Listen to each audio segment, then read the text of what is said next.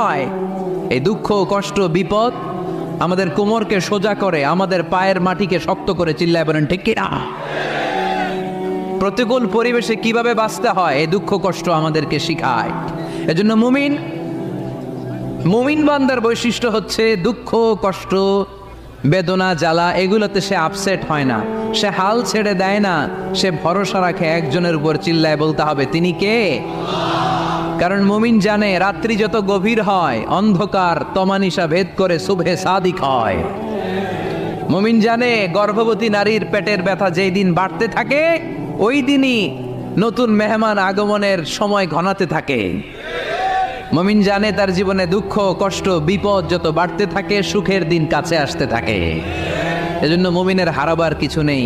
ইন্না মাআল উসরি ইউসরা, ইন্না মাআল উসরি ইউসরা। নবী হে, কষ্টের পরেই আছে আনন্দ, দুঃখের পরে